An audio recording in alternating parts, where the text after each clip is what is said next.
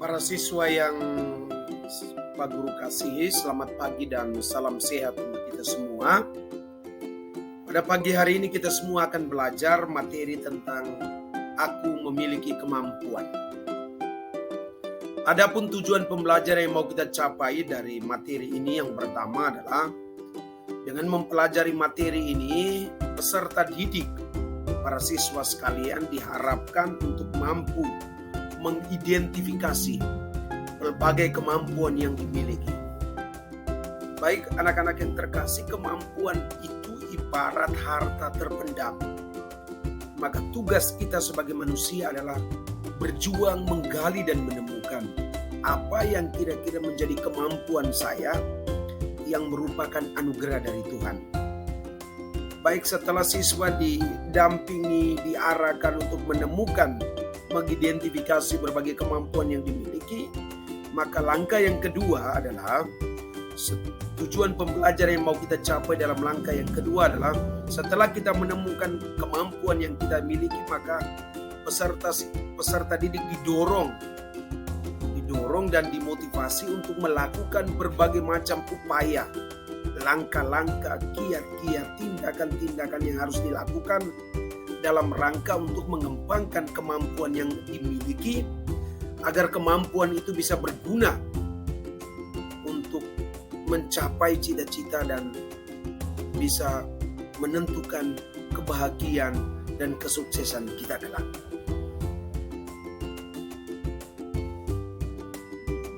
Para siswa yang terkasih, kemampuan atau ability merupakan kecakapan seorang individu untuk mengerjakan tugas, pekerjaan, atau kegiatan tertentu.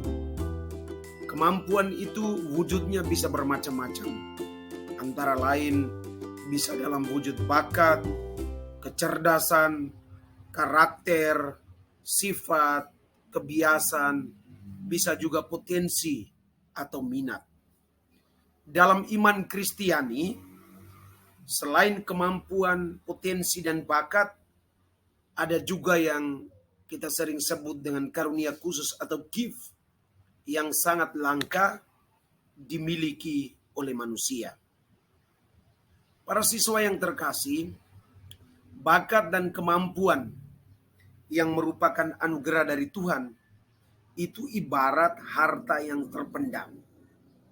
Dia begitu berharga, tetapi jika kita tidak berjuang menggali dan menemukannya, maka kita tidak akan tahu apa yang menjadi bakat dan kemampuan yang kita miliki.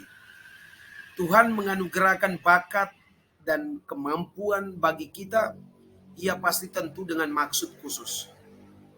Tuhan menganugerahkan bakat dan kemampuan kepada kita supaya kita bisa mengolahnya, mengembangkannya, agar kita bisa menjadi orang yang bermanfaat, menjadi orang yang berguna, tidak hanya bagi diri kita, tetapi juga bagi orang lain. Maka ada banyak langkah yang bisa kita buat untuk menemukan bakat, apa yang menjadi bakat dan kemampuan kita. Yang pertama adalah, yang kita buat adalah kita bisa mengenali diri kita dengan cara yang sebenarnya, misalnya apa yang menjadi minat dan bakat kita itu di mana. Misalnya mengetahui apa yang kita suka, apa yang selalu dikembangkan, selalu berlatih dan menggali sampai kalian menemukan apa yang kita suka, apa yang selalu kita kembangkan. Yang kedua adalah kita harus menyadari apa yang menjadi impian kita. Mau jadi apa kalian kelak? Yang tentunya potensi ini juga dapat terlihat dari sebuah impian yang kita mau cita-citakan. Yang ketiga adalah mampu mengenali berbagai kekurangan dalam diri kita sehingga kita dapat mengatasi.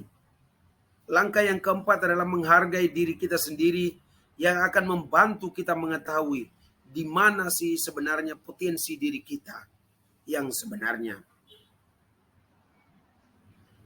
Yang kelima, jika kita adalah seorang pelajar di bangku sekolah, maka peran guru BK bisa membantu kita untuk mengenali berbagai potensi dan bakat yang kita miliki.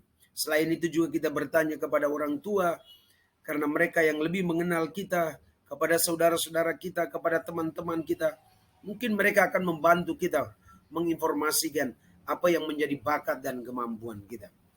Setelah kita menemukan apa yang menjadi bakat dan kemampuan kita, maka langkah yang berikut adalah kita melakukan, ada kiat-kiat atau tindakan, upaya-upaya yang kita lakukan untuk mengembangkan apa yang menjadi bakat dan kemampuan kita.